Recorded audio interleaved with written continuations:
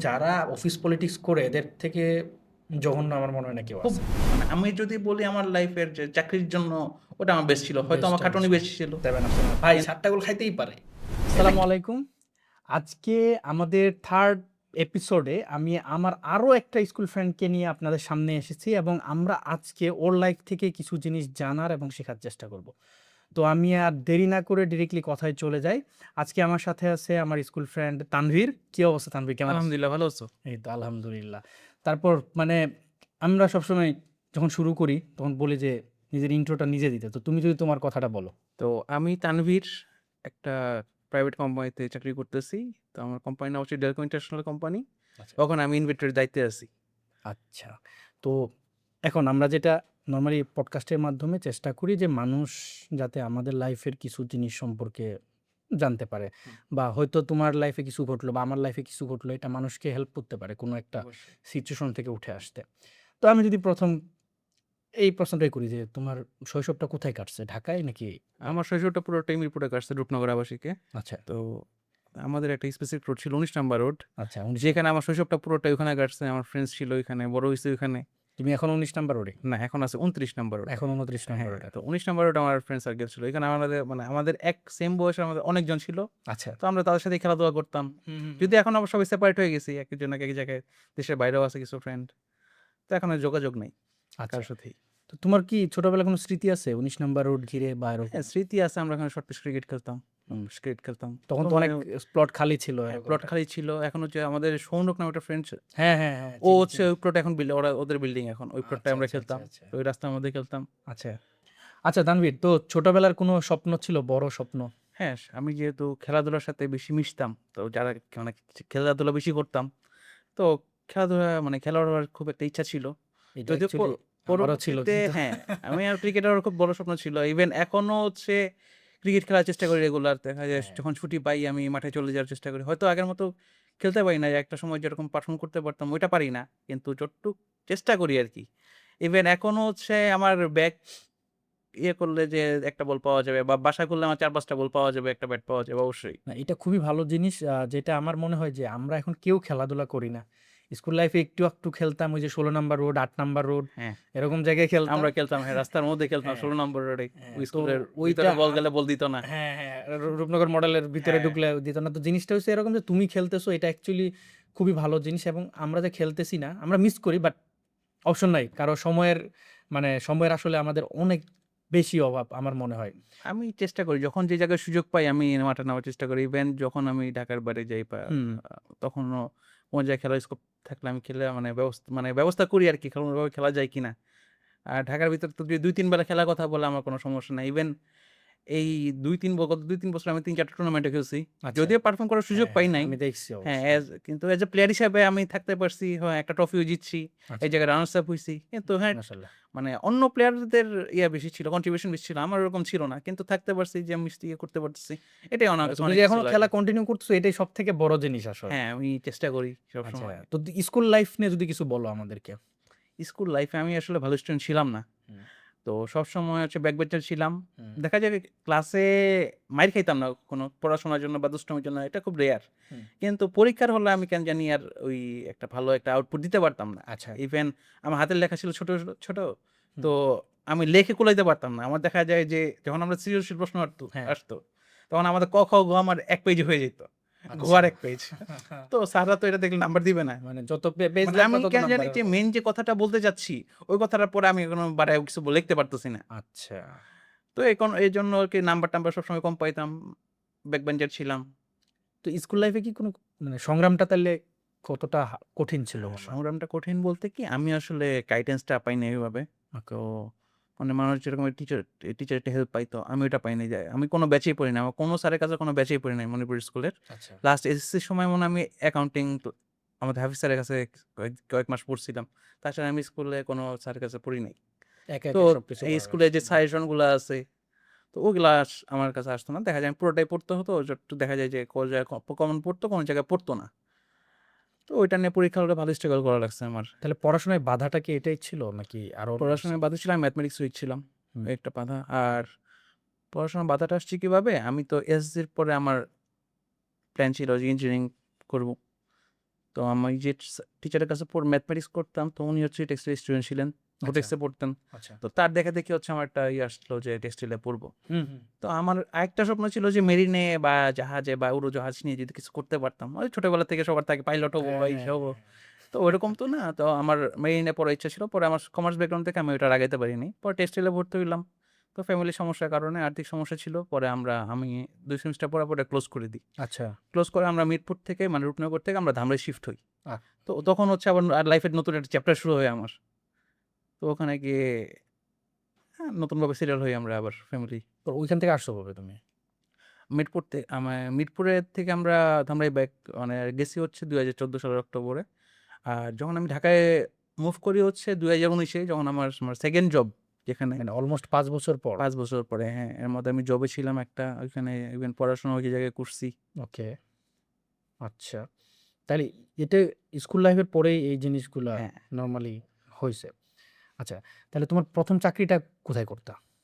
প্রথম চাকরি পাইলা বলতে কেমনে? আমি প্রথমে ঢুকছিলাম হচ্ছে আমাদের আহ, একটা কোম্পানি আছে ডাবরের কোম্পানি, তারপর ওই যে ওডোনিল বানায় না, হ্যাঁ হ্যাঁ ওইখানে হচ্ছে আমি একদিন কাজ করছিলাম আচ্ছা ওয়ার্কার হিসেবে। তো পরে বুঝলাম যে ওটা আমার জন্য সুইটেবল না। এর পরবর্তীতে হচ্ছে আমি বিল্টেড গ্রুপে জয়েন করি হুম, এজ এ ওয়ার্কার হিসেবে। এখানে হচ্ছে একজনের নাম মেনশন করতে হবে, আমার এক মামাতো বোনের হাজব্যান্ড ফারুক ভাই। হুম, তো তাকে কখনো ওইভাবে ধন্যবাদ দেওয়া হয় না, আজকে সুযোগ পাইছি আমি তাকে ধন্যবাদ দিয়ে দিই যে হ্যাঁ, উনিও হচ্ছে এই ব্যবস্থাটা করে দিচ্ছিলেন আমাকে। তো উনি ওখানে কিউসি ছিলেন। তো পরবর্তীতে ওখানে ছোট্ট একটা চাকরি, ওখানে হচ্ছে আমাদের যে কলম বিমগুলো তৈরি করা হতো মেটালের, হুম, হুম, তো ওগুলো নাম্বারিং করা বা ওগুলোর হচ্ছে কিছু মানে সাজিয়ে রাখা আর কি আচ্ছা ব্যাপারটা। তো পরবর্তীতে ওটা আমি 6 মাস কন্টিনিউ করি। তো এরপর হচ্ছে একটা পদোন্নতি হয় আমার। আচ্ছা, মানে ওইটাই ফার্স্ট জব। হ্যাঁ, ওইটাই ফার্স্ট জব বলতে গেলে। ওকে, আর আর যখন ফার্স্ট স্যালারি পাইছো তখন কেমন ওই লাগছে? ব্যাপারটা মানে অন্যরকম একটা ফিলিংস ছিল যে হ্যাঁ, তখন আব্বা আম্মা দুজনে বেঁচে ছিলেন। তো ১ম স্যালারিটা নেওয়ার পরে বাসায় গিয়ে আম্মার হাতে যখন দিই, মানে ওইরকম অন্যরকম একটা ফিলিংস কাজ করছে। মানে এটা বলে বোঝানো যাবে বলে না। বোঝানো যাবে হয়তো না। অ্যামাউন্টটা কম ছিল। হুম, দেখা যায় এখন তো অনেক অ্যামাউন্ট পাই। কিন্তু সেই যে শূন্যতাটা এখন আর মানে ইয়ে হয় না যে আব্বা আম্মা নাই। হুম। তো এই শূন্যতাটা এখন আর মানে বলে তো মানে এটা বোঝানো সম্ভব যায় না হ্যাঁ, আরকি। না, না, না, এটা ঠিক আছে আসলে। বাট আসলে ওইটা স্যালারি, প্রথম জব ওইটা স্পেশাল জব, থাকে হ্যাঁ, ওইটাই সবসময়। স্পেশাল সবসময়। ইভেন আমি প্রত্যেক বছর যখন আমার ফেসবুকে মেমোরিজ আছে আমি ওটা শেয়ার দেই। আচ্ছা, আচ্ছা। আচ্ছা, তাইলে তোমার ওই ১ম জব হোক বা এখন যা করতেছো এটার মধ্যে কোনো মজার কোনো অভিজ্ঞতা তোমার আছে? মজার অভিজ্ঞতা বলতে অনেকগুলাই আছে। যদি সেরা বলতে যাই, আমি যে গত বছর হচ্ছে আমাদের বস আমাকে আমাদের কক্সবাজার নিয়ে যায় আরকি। ওটা আমার লাইফের অন্যতম অফিস স্মরণীয় থেকে? ঘটনা। অফিস থেকে হুম, কক্সবাজার নিয়ে যায়। তো ওইটা একটা স্মরণীয় ঘটনা হয়ে থাকবে। হুম, আর হুম। এছাড়া হচ্ছে আ আমি ২-১ বার ভয় পাইছি আরকি। ১ম জবটাতে আমি যখন প্রমোশন হয়, আমি অ্যাডমিনিস্ট্রেশনে জয়েন করি। তো তখন আমাদের ৩ শিফটে ডিউটি ছিল। আচ্ছা, সকাল, বিকাল, রাত। ওকে, মানে সকাল ৬টা থেকে দুপুর ২টা একটা শিফট। দুপুর ২টা থেকে রাত ১০টা একটা শিফট। রাত ১০টা থেকে ভোর ৬টা একটা শিফট। তো ওকে। যখন আমি নাইট শিফটটা করতেছিলাম তখন ২-৩ বার ভয় পাইছি আরকি। তো ওইটা মানে হ্যালুসিনেশন ছিল নাকি আসলেই ভয় পাইছি, এটা আমি এখনো বুঝতে পারছি না। জিন-ভূত টাইপের ইভেন ওরকম? হ্যাঁ, ইভেন ওইখানে নিয়ে তো ওইখানে নাকি অনেক সংস্কার আছে যে ওখানে নাকি অনেক কিছু হয়, এই সেই হয়। তো বুঝতে এটা পারছি। এটা থাকতেই বলতে পারে চাচ্ছি না অ্যাকচুয়ালি। যেহেতু এখনো ওখানে অনেকে কাজ করতেছে। আচ্ছা। তো এইটা তো মানে মোটামুটি এটা ভালো একটা অভিজ্ঞতা। খারাপ কোনো অভিজ্ঞতা আছে? খারাপ অভিজ্ঞতা বলতে আমি মানে চাকরি সবসময় করতে গিয়ে? রাজনীতির শিকার হইছি অফিসে। অফিস ছোটবেলা থেকে পলিটিক্স? যেহেতু আমি খুব কম কথা বলতাম হুম, হুম। অফিসে বা কাজ ছাড়া ওইরকম সবার সাথে মিশতে পারতাম না। আমি মানে এখনো ওই মানে আমার কোনো সার্কেল তৈরি করতে পারি নাই যে কারো সাথে মিশবো। মানে কারো সাথে আমার মেন্টালিটি মেলে না। তো মিলে না মিলাতে হচ্ছে অনেকে আমারে নেগলেক্ট করতো। তাই এখনো ওই নেগলেকশন এর শিকার হই আরকি বিভিন্ন জায়গায় যখন মানে যাই। অফিস পলিটিক্সটাই হ্যাঁ, সবথেকে ওইটা এটা কি ওইটা মানে কয়টা জব করছো এখন পর্যন্ত? আমি ১ টা, ২ টা, ৩ টা, ৪ টা, ৫ টা, এটা আমার ৫ম শিফট। আচ্ছা, ৫ম এর মধ্যে সবগুলাতেই মোটামুটি হ্যাঁ, অফিস মোটামুটি। পলিটিক্সের না, এখানে একটা ছিল ব্যতিক্রম ছিল ২০২০ সালে আমি যেখানে ছিলাম গ্রামীণফোনে। কেমন ফোনে? তো ওইখানে সেলসের কাজ করতাম। ওকে। তো ওইখানে হচ্ছে আমি মানে খুব মানে আমি যদি বলি আমার লাইফের যে চাকরির জন্য ওটা আমার বেস্ট ছিল। হয়তো আমার বেস্টটা খাটুনি করছো। বেশি ছিল। কিন্তু আমাদের বসদের যে গাইডেন্সটা, হুম, হুম, হুম। তো ওইটা হচ্ছে আমি ওখানে বেস্ট পাইছি আমি। ইভেন আমার লাইফ মানে ইয়াতে ক্যারিয়ার গ্রো করার জন্য আমার ওই যে জায়গাটা আমার দরকার ছিল। কিভাবে হচ্ছে একটা কাস্টমারের সাথে কমিউনিকেট করতে হবে, কিভাবে একটা প্রোডাক্ট সেল করতে হবে, নতুন পোস্ট তৈরি করতে হবে। এইটা একটা বিশাল ব্যাপার মানে সেলসের ক্ষেত্রে। ওখানে প্রেশারটাও অনেক বেশি প্রেশারটা ছিল। বেশি ছিল। ইভেন তারা ওইভাবে প্রেশার দিতেন না। তারা দেখতেছেন আমি কতটুকু পারতেছি, তারা অ্যাসিস্ট করতেন। বস যারা ছিলেন তারা খুব হেল্প করছেন ওই ক্ষেত্রে ওইখানে। হয়তো ওই জায়গাটা না থাকলে আমি এখন যে পজিশনে আছি আমি এটা আসতে পারতাম না। না অবশ্যই আমরা একটা জিনিস থেকেই শিখি। আমাদের প্রত্যেকটা আমারও সেম এটা আমি যখন এখন জব করতেছি সেটা আমার ৫ নাম্বার জব এবং আমার কাছে ওই প্রত্যেকটা জবই মনে হয় অনেক কিছু শিখাইছে। এবং হ্যাঁ, প্রত্যেকটা জবই অফিস দেখি তো পলিটিক্স আসলে খুবই ডেঞ্জারাস। হ্যাঁ, না এটা এটা খুব ইভেন এখন আমি এটার মানে দেখতেছি, বুঝতেছি ভালো মতোই। এখন বুঝতেছো আসলে আমরা এই জিনিসটা পারি না কেন? আমরা যারা একটু ইন্ট্রোভার্ট তাদেরই অনেক বেশি প্রবলেম হয়। আর এখন হয়তো আমাদের একটা কনফিডেন্স চলে আসে যে আমি এতগুলো জব করে আসছি আমরা ওইটা ট্যাকেল দিতে ওটা পারি। ট্যাকেল দিতে পারবো। আমি কিন্তু এগুলা এখন যা হ্যাঁ, হয় হোক হ্যাঁ, আমার সমস্যা কিন্তু নাই। যারা নতুন ওদের জন্য এটা ওদের জন্য খুবই খুবই ডেঞ্জারাস ডেঞ্জারাস। এবং যারা অফিস পলিটিক্স করে এদের থেকে জঘন্য আমার মনে হয় না কেউ আছে। না এই কর্পোরেট লাইফে এটা সবারই ফেস করতে হবে। ফেস করতে হবে সবসময় করতে হবে। আর এটা মনে হয় আমার জন্য মানে আমার কাছে মনে হয় এটা খুব খারাপ জিনিস। এটা খুবই না খারাপ এখন জিনিস। এটা মানে এটা কিছু করার নাই। এটা তারা করবেই। তাদের একটা হ্যাঁ, এটা ভালো করবেই। সুবিধার জন্য তারা এটা তৈরি করবেই। তৈরি করবে। ওটা এনভায়রনমেন্ট থাকেই এইজন্যই যারা নতুন জয়েন করবে তাদের ওই জিনিসটা ট্যাকেল করার মেন্টালিটি নিয়ে সামনে হ্যাঁ, যাইতে সামনে হবে। আগাতে হবে। এটা যারা ফ্রেশার আছে মানে এটা তাদের জন্য ভয় একটা পাওয়ার কিছু নাই। এখন নিজের ভিতরে যদি কনফিডেন্স থাকে, নলেজ থাকে তাহলে আর কোনো ভয় নাই। না সেটাই। মানে কথা হচ্ছে আমাদের প্রত্যেকটা জিনিস ফেস করার মেন্টালিটি থাকতে হবে। থাকতে হবে। প্রত্যেকটা এনভায়রনমেন্ট এ গিয়ে সেখানে নিজেকে মানায় নিতে হবে। এইটা হচ্ছে মেইন জিনিস। আর পলিটিক্স আসলে খারাপ মানুষ আশেপাশে সব জায়গায়ই থাকে। হ্যাঁ। আমরাও যে ভালো এরকম না। না, বাট হ্যাঁ, খারাপ মানুষ থাকে এবং তাদের ট্যাকেল দিয়ে আমাদেরকে চলতে চলতে হবে। হবে। এটাই নরমাল। চাকরি লাইফে এরকম হবেই এবং এটা আমাদের ফেস করতেই হবে। আচ্ছা এরপরে যদি আমি জানতে চাই যে চাকরি লাইফে তুমি সবথেকে বড় কি শিক্ষা পেয়েছো? মানে তোমার কাছে মনে হয়? আমার কাছে চাকরি লাইফের সবচেয়ে বড় জিনিস সততা। সততা আর সময়ানুবর্তিতা। হুম। এই ২ টা জিনিস যদি মেইনটেইন করে চলা লাগে মানে যেকোনো জায়গায় নিঃসন্দেহে কাজ করা যাবে। যদি ভালো। সেই প্রপার নলেজটা থাকে যে হুম, কাজটা হুম। সম্পর্কে। তো আমি যেহেতু ১ম চয়েস করতে যেয়ে আমার হচ্ছে মানে কার্ড পাঞ্চ করে ঢুকতে হইতো। হুম, হুম। তো টাইমিং নিয়ে খুব স্ট্রিক্ট ছিল তারা। আচ্ছা। দেখা যায় একটু লেট হইলে হাজিরা কাটা বা এই ঝামেলা ছিল। আর যেহেতু অ্যাডমিনিস্ট্রেশনে ছিলাম, মানে আমরা নিজেরাই তো করতাম এগুলা। হ্যাঁ, তো যেহেতু অ্যাডমিনিস্ট্রেশন থেকে আমরা সব করতাম আরকি। তো ওইখান থেকে আমার সময়ানুবর্তিতার প্রতি যে একটা চলে আসছে। এখন আমি লাগলে বাসা থেকে ০.৫ ঘন্টা আমি হাতে সময় নিয়ে বের হই যাতে আমার অফিসে লেট না হয়। হুম। তো কোনো কাজ না থাকলে আমি ঠিকমতো ঠিক টাইমে বের হওয়ার চেষ্টা করি। এটা অ্যাকচুয়ালি দরকার। যেটা সবাই অবশ্য করে না। হ্যাঁ, এটা এটা সবাই করে না। মানে খুব খুব কম মানুষই পাওয়া যায় যারা সময়ানুবর্তি মেইনটেইন করা মিস করতে পারে। মেইনটেইন যে করে। জায়গায় ইভেন স্ট্রিক্টনেস নাই। এইটা নিয়ে আমি খুব প্যারা খাই, বুঝছো? মানে মেইন জিনিসটা হইলো মনে করো আমি তোমারে বললাম হুম, যে, "তানভীর আমরা" মনে করো যেমন আজকের কথাই ধরো। হ্যাঁ, আজকে ৩:৩০ আমাদের বের হওয়ার কথা হ্যাঁ, ছিল। হ্যাঁ। কিন্তু জিনিসটা কি হইছে মাঝখান দিয়ে একটু বৃষ্টি নামলো। এখন বৃষ্টির মধ্যে যদি ভিজে আসি তাহলে আমাদের ভিজে আসে পডকাস্ট হবে না। পডকাস্ট হবে না। তো হ্যাঁ, এইজন্য আমাদের টাইমটা পিছিয়ে গেল। যেটা ঠিক আছে ০.৫ ঘন্টা পিছানো এটা কোনো ইস্যু না। বাট অনেক সময় এরকম হইছে যেমন আমি অনেক ক্লায়েন্টের জন্য যখন কাজ করি, মনে করো তারে টাইম দিয়ে রাখছি আমি যে ভাই আপনি ৪ টার সময় আসবেন। বিকালে ৪ টার দিকে আপনার শুট। তারা আসতে ৫ টা বাজায়। এখন জিনিসটা হইলো এরকম যে সবারই কাজ থাকে। তোমারও কাজ থাকে, আমারও কাজ থাকে। হ্যাঁ। তুমি যখন আমাকে ৪ টায় বলবা তার মানে আমি ৪ টা থেকে তোমার জন্য টাইম রাখতেছি। যে ৪ টা থেকে ৫ টা পর্যন্ত আমি তানভীরের জন্য টাইম রাখলাম।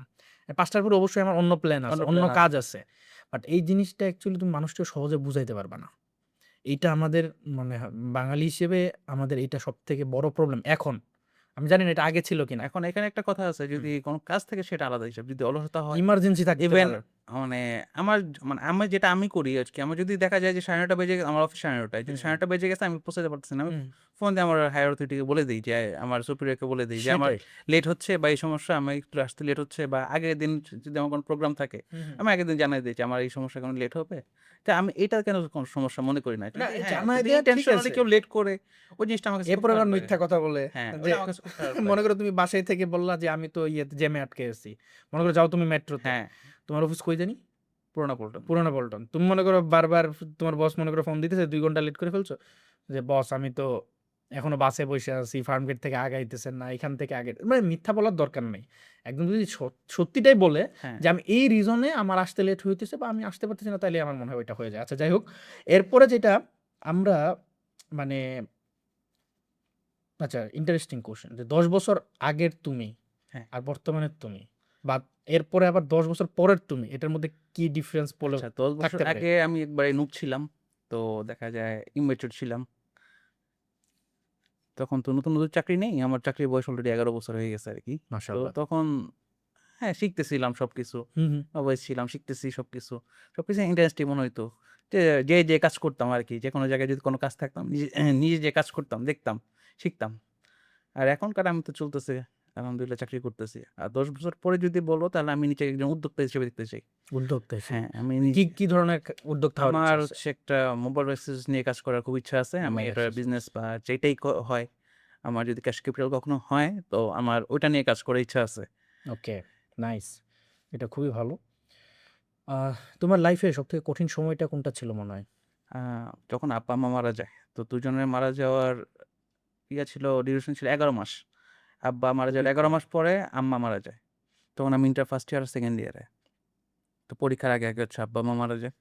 তো ওই সময়টায় খুব হার্ট গেছে আমার। মানে আমি কিভাবে কিরকম যে গেছে আমার দিন যে কিভাবে পাস হইছে আমি টের পাই নাই। তো ওই সময়টা হচ্ছে ভাইয়া খুব ভালো একটা সাপোর্ট দিছেন। আর সবচেয়ে বড় সাপোর্ট পাইছি হচ্ছে আমার ভাবির থেকে। ওকে। ইভেন ভাবিও তখন হচ্ছে বিয়ে আব্বা যখন মারা যায় তখন ভাইয়া-ভাবির বিয়ের ৬ মাস। আম্মা যখন মারা যায় তখন তো ভাবির বিয়ের বয়স ভাইয়া-ভাবির বিয়ের বয়স হচ্ছে ১.৫ ১.৫ বছর। বছরের মতো। হ্যাঁ। আর তখন হচ্ছে আমার ভাতিজা হইছে। আচ্ছা। তো ওই সময় হচ্ছে আম্মা মারা যাওয়ার আগে হচ্ছে প্রায় ১.৫ মাসের মতো অসুস্থ ছিল। ভাবি একা পুরোটা ট্যাকেল দিছে।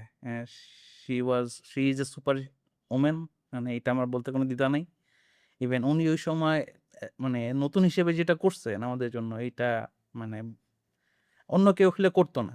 হয়তো ছেড়ে দিয়ে হ্যাঁ। চলে যেত বা হুম, আমারে হুম। আলাদা করে ফেলতো। হুম, হুম, হুম। উনি সবকিছু নিয়ে সুন্দর মতো ছিলেন। ইভেন আমার দাদি তখন অসুস্থ আমাদের বাসায়।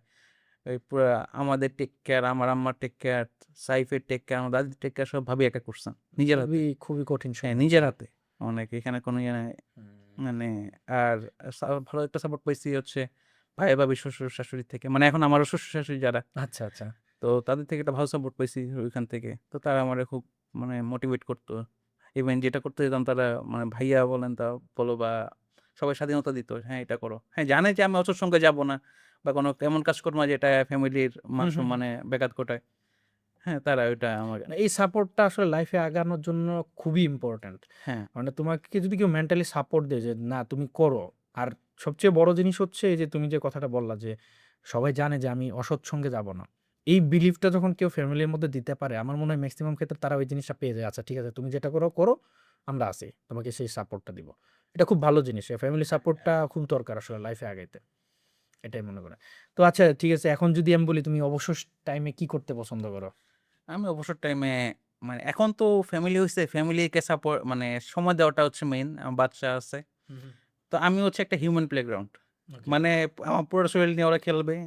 ইভেন ছোটবেলা থেকে সাইফ ওইটা করতেছে। হুম, হুম। আমার ভাতিজা যে, আচ্ছা, আমার ভাতিজি ওইটা এখন আমার ছেলে ওইটা করতেছে। আচ্ছা। ইভেন ২০২০ সালে করোনার সময় আমার চাচার বাসায় ছিলাম। হুম, হুম।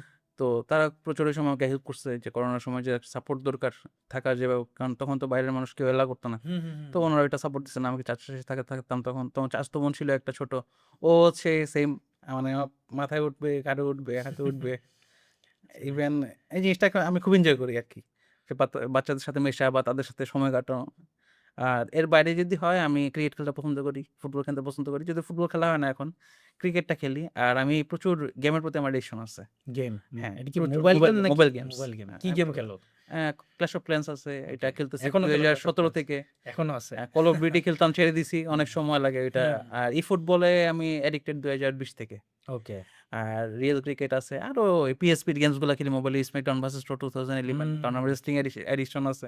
আচ্ছা। তো এগুলা করতে হচ্ছে দেখা যায় আমার ফ্রি টাইমটা ওইভাবে পাস হয়। দেখা যায় অফিসে বা কোনো জায়গায় যে মানুষ যেরকম আড্ডা দেয় বা ইয়ে করে আমি ওটা পারি না। কেন জানি আমার কারো সাথে মেন্টালিটি ম্যাচ করে না। তো আচ্ছা। আমি মোবাইল নিয়ে গেমস নিয়ে হুম, ব্যস্ত হুম, থাকি হুম। ওই সময়টা।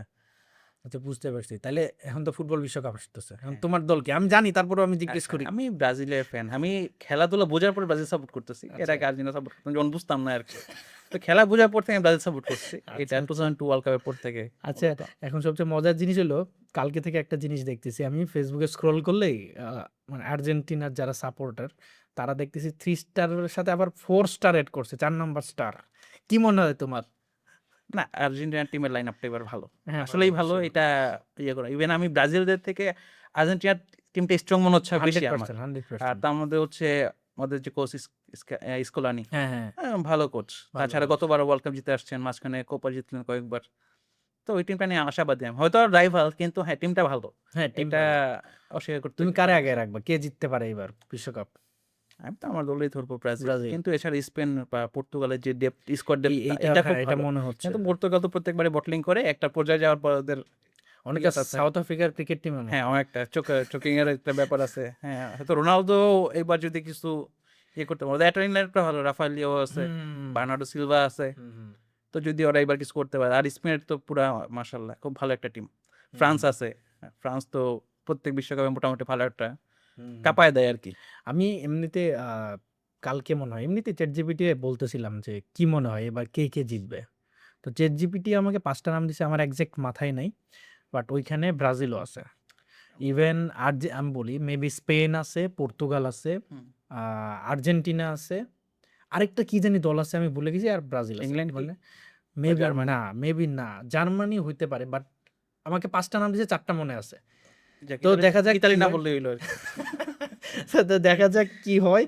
আর এখন যেটা হইছে যে আমাদের দেশে সবচেয়ে বেশি মানে এটা কিন্তু অনেক মজা, ফুটবল নিয়ে সবাই আমরা মাতামাতি করি, মানে এই যে বাসায় বারান্দায় আমরা ফ্ল্যাগ লাগাইতেছি, ছাদে লাগাইতেছি, বাট সবচেয়ে বাজে জিনিস যেটা মারামারি হয়, এবং মেবি 2 দিন আগেও কোথাও মারামারি হ্যাঁ, হয়েছে হবিগঞ্জে। হবিগঞ্জে। এই মানে আমি জানি না এটারে তুমি কিভাবে দেখো মারামারি করার লেভেলটা। এখন এটা আমি বলি যে ব্যাপারটা হচ্ছে কি, আমাদের দেশের প্রধান খেলা কিন্তু ক্রিকেট। ঠিক আছে। সবসময় কিন্তু আমরা ক্রিকেটে খেলি, কিন্তু ফুটবল বিশ্বকাপ বা বাংলাদেশে যদি কোনো ফুটবল ম্যাচ থাকে, হ্যাঁ, সেটা নাকি কিন্তু অন্যরকম উন্মাদনা কাজ করে। যেমন আজকে রাত্রে আজকে 11টায় আছে ব্রাজিলে 11টা বাংলাদেশ খেলা বাংলাদেশের আছে, সাথে বাংলাদেশ আর সেন্ট মারিনো। হ্যাঁ, হ্যাঁ, হ্যাঁ। সেন্ট মারিনো কিন্তু ওয়ার্ল্ডের সবচেয়ে নিচের দেশ ফুটবলের দিক থেকে, কিন্তু ওরা কিন্তু ইউরোপের জায়ান্টদের সাথে খেলে। হ্যাঁ, ওদের খেলার স্টাইল অন্যরকম। আমি খুব আশাবাদী যে বাংলাদেশ ম্যাচটা জিতবে। ইভেন আমি ওমেন্স টিমেও খেলাও দেখতেছি, হ্যাঁ, ওটা আমিও যেটা ফলো করি। চলতেছে।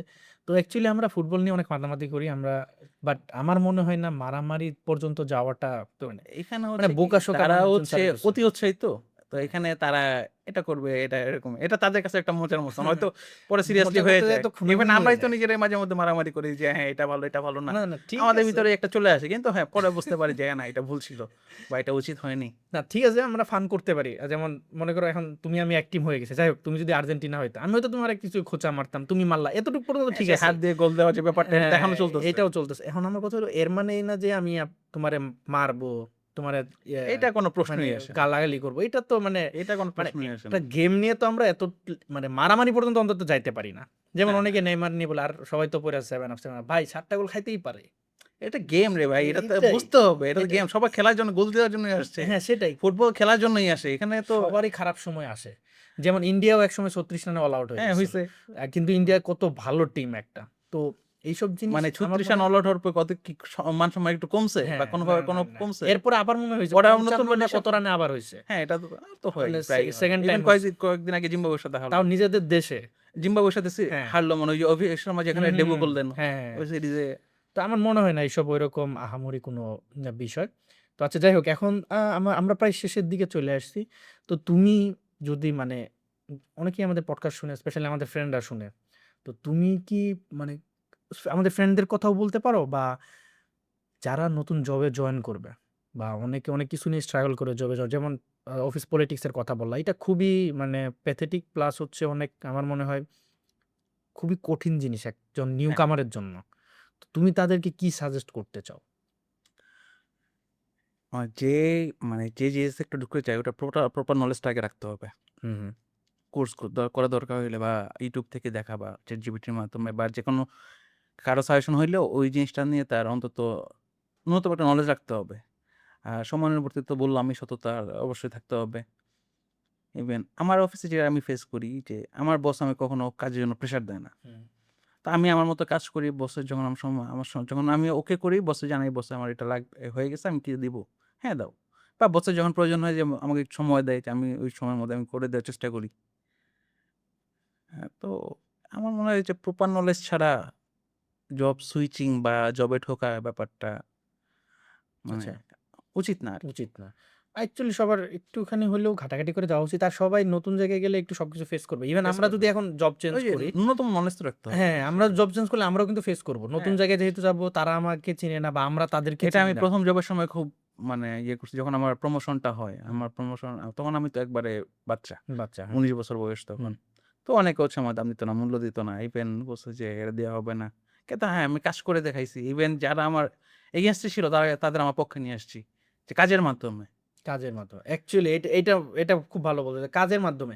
কথা দিয়ে আসলে কিছু এটা যে হয় শুধু না। কোম্পানির কাজ তা না। হ্যাঁ, হয়তো তার হ্যাঁ, পার্সোনাল কোনো হেল্প দরকার আমি তারে করার চেষ্টা করছি। মেইন কথা হচ্ছে বা তারে কাজে সাপোর্ট দিছি আমি। ইগো বা এই টাইপের জিনিস নিজের মধ্যে না এনে মানে মানুষের সাথে মেশার ট্রাই করা উচিত। আর হ্যাঁ, সবাই শিক্ষা দেয়। যারা আমাদের মানে অপোজিটে থাকে, অপোনেন্ট হিসেবে থাকে, হ্যাঁ। তারাও আমাদের শেখায়। আর এখানে হচ্ছে সবাই কি সবাই যখন অপন্ডে থাকে তারা সবাই হচ্ছে একজন করে আইনস্টাইন হয়ে যায় যে যত মক রকম জ্ঞান করে। পারে দিয়ে চেষ্টা হুম, করে। And সে নিজে জানে তার ওইটা আছে কি নাই। হুম। সে ওইটা বলার উপযুক্ত কিনা সেটাও সে বুঝতে পারে না। যে ওকে। তার যা জ্ঞান দেওয়া দরকার আমি দিচ্ছি। হুম, হুম। না খুবই ভালো। তো যাই হোক আমার মনে হয় আমরা মোটামুটি শেষের দিকেই চলে আসছি এবং আমরা এই যে পডকাস্ট এটার মাধ্যমে আমরা কিন্তু এটাই চেষ্টা করতেছি যে এই যে তুমি যে সিচুয়েশন গুলো বলো যেমন অফিস পলিটিক্স নিয়ে আমরা আগের ২ পডকাস্টে কথা বলি নাই। মানে ওটা আসে নাই। আসে নাই। এখন জিনিসটা চলে আসছে এইজন্য আমরা জিনিসটা বললাম। তো এইভাবেই আমরা চেষ্টা করি যে যাতে মানুষ আমাদের পডকাস্ট দেখে নিজেরা কিছু শিখতে পারে, লাইফে আগাইতে পারে। আমরাও চেষ্টা করব কোনো কিছু যদি কারো দরকার হয়, কোনো ধরনের হেল্প লাগে, তারা আমাদের সাথে কন্ট্যাক্ট করতে পারে। আমাদের পডকাস্টে কমেন্ট করলে তোমারেও রিচ করতে পারবে, আমাদেরও রিচ করতে পারবে। হ্যাঁ। সো আমরা ওই হেল্পটাও করব। এখন এমন না যে আমরা এমন হেল্প করতে পারবো যে একজনের এসে চাকরি দিয়ে দিলাম। না ওইটা ওইটা তো পসিবল সম্ভব না, না। ওইটা বাট সম্ভব হ্যাঁ, না। আমরা আর বাংলাদেশে অবশ্যই এমনি চাকরি নিয়ে যে ক্রাইসিস চলতেছে। হ্যাঁ, বহুত ক্রাইসিস চলতেছে। তো যাই হোক আমরা আজকের মতো কথা এখানেই শেষ করি। আমরা হয়তো পরবর্তীতে আরো অন্য কোনো টপিক নিয়ে আবার পডকাস্ট করব। আবার তোমার আমার পডকাস্ট হবে অবশ্যই। ইনশাআল্লাহ। তো আজকের মতো আমরা পডকাস্ট এখানেই শেষ করতেছি। আমার মনে হয় আপনারা কিছু বিষয় হলেও আপনারা নিজেরা জানতে পারছেন এবং ফিউচারেও যদি কোনো কিছুর হেল্প লাগে অবশ্যই আমাদেরকে আপনারা বলতে পারেন এবং আমরা চেষ্টা করব আপনাদের কোনো না কোনোভাবে হেল্প করার জন্য।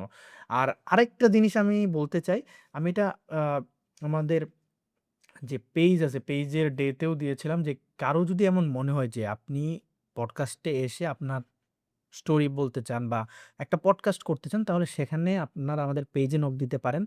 আমরা আপনার সাথে কনট্যাক্ট করে একটা পডকাস্ট অবশ্যই এরেঞ্জ করব। তো থ্যাংক ইউ সো মাচ সবাইকে। আবার ইনশাআল্লাহ আপনাদের সাথে দেখা হবে। আসসালামু আলাইকুম।